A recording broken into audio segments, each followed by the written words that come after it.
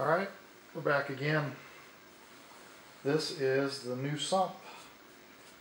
Purchased it from Vivid Aquariums. It is comparable in cost actually to the ecosystems.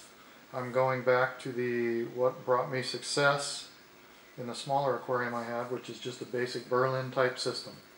The refugium style did not work for me, and the Miracle Mud did not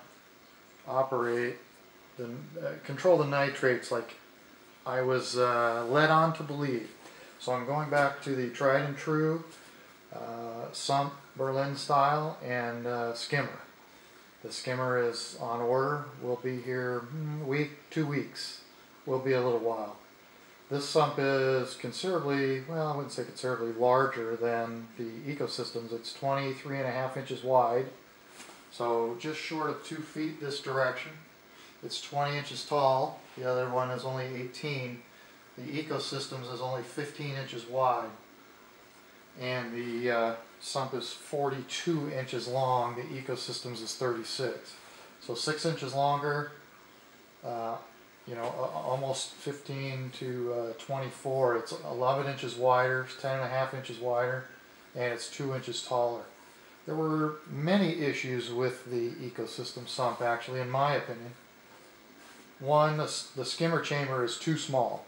You can't get a big enough skimmer to fit, and the skimmer chamber is too deep. In an effort to make the refugium work, it's too deep, so you always have to raise your skimmer up off the deck. So I don't know if you saw in the previous video, but I had 2 stands, one holding the motor and one holding the skimmer on the ATB Elegance 200 skimmer, and it skims a lot of stuff out with that biopellet reactor in there. It really skims a lot of junk out. It smells after just a couple of days. This sump, let's just talk about the other sump. The other sump only has one 4-inch filter sock. If you used a regular sock, it would be clogged in a day, a regular filter sock. 1 day, maybe 1.5 days, and it's clogged, overflowing. I put a mesh sock in it, and it'd last about a week. Now that I've got the biopellets going, it seems to clog a little faster. Usually it'll go 4 to 5 days. This sump has 3 7-inch socks, not just one 4-inch sock. So there are many elements to this. I custom ordered it with Dave, sat down and discussed what I could get in the stand through the door.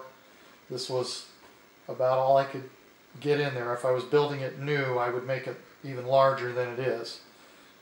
It's only going to be, the tank is 30 inches wide. This is only 23.5 inches wide. So the stand's just got a couple of 2x4s. It really could have been another 4 or 5 inches wider, but I couldn't physically get it in there from the front side. So this is the sump that's going to go in there. The construction on this is 100 times better than the ecosystem. The ecosystem, you can't see it, but maybe when I take it out, I will show you it. It's got cracks, little hairline cracks all over it. It's 1/4-inch acrylic. It's got 9.5 inches of water in it or so, 9 to 9.5 inches of water. And it's just got cracks everywhere. It's got cracks on the, real fine cracks on the top, cracks on the sides. There's cracks everywhere. This one here is 3/8 inch. Now you can order these. I could have ordered it 1/2 inch thick, but I wanted to try and get as much space as I could. And being that I'm only going to run 8 inches of water in it, I didn't see a problem with it being 3/8. So that's how I ordered it. It's got the filter chamber on the right, the drop chamber. So I've got an 1.5-inch bulkhead, which comes from my overflow drain. It's going to come into this. I'm going to have a little short piece of pipe. In fact, I'm going to do this after the video, and a 45-degree with a hose barb on it. And then I'm going to have a piece of pipe that goes down within 5 or 6 inches of the bottom, just to kind of help stir it up. So this is this chamber is the overflow chamber, which will drop into this. This is actually, it lifts up and slides. It's kind of cool. So I can just pull the socks out, replace them, stick them right back in, close it back up. Now I'm going to have biopellet line running underneath and dropping in here. I don't want to just drop it into the area where the skimmer is going to be. I'm going to actually physically drop into this. I thought about drilling and tapping this, but I don't want to get too close to what's here. I probably could do it a little 3/4 inch line. I can always do that later. Right now I'm just going to run a hose back into it. So I'll have a hose coming up, biopellet reactor, and then run it back into this area. I also have the kalkwasser running into this area, maybe in the pump area. I haven't decided yet. I'm thinking this area. But the water's going to go down, come up, flow over this, has to go through one of these 3 socks. If they get clogged, it'll go over the top of this bar. It's about 1 inch tall. This side's a 1/2 inch tall, this side's 1 inch tall. And I'm only running this sump's only going to process, 600 gallons an hour, roughly, something in that neighborhood, 600, 650, about three times the aquarium capacity. It's aquarium and sump, I should say, all the capacity. The construction quality is really good. I mean, this stuff is thick. I can't imagine it's even going to warp. But knowing that I can just lift this up, pop these socks out, that Ecosystems was just a horrible, the whole layout was horrible on the thing. How it went down inside, noisy as could be. I had to have an extension pipe in it.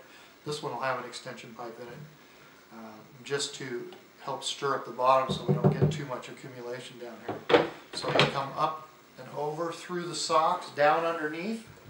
We're going to come underneath into the skimmer chamber, and you'll have a weir here. I actually had one 500 watt heater now. I've changed it to 2. I'm going to put 2 300 watt heaters in. So I'll have a heater in this weir and a heater in this weir, and then I'll have my Water Blaster 7000 return pump here, and I will have my Eheim Compact 2000 for the Pellet Master 3, the Dr. Tim's Pearls and the Pellet Master 3. It does have bracing. It's about 1.5 inches by 3/8 all the way around the entire aquarium, or the entire sump, all the way to here. Stops here, so we can get the socks out. And the other good thing about this, there's actually been thought into this sump, and that's what I like about it. There won't be any salt creep because the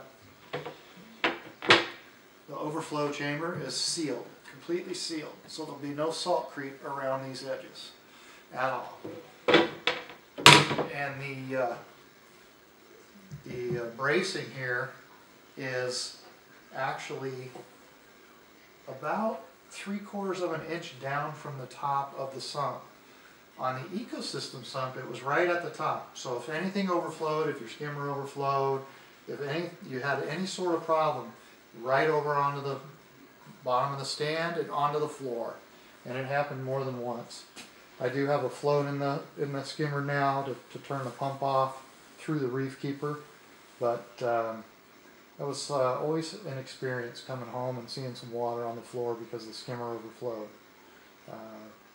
I do have a new skimmer coming, as I said before. This sump will be installed tomorrow, so I will be pulling the old Ecosystem out and installing this far higher quality sump, which should last the life of the tank. The tank's been running since October of, what, 12? So it's been about 15 months or so, 14, 15 months. And I will shoot a video. I actually have a video camera coming so that you won't go through the SLR auto zoom. So anyway, this is a fixed focus here, and I just wanted to get you guys to see this sump before it gets installed. Thanks.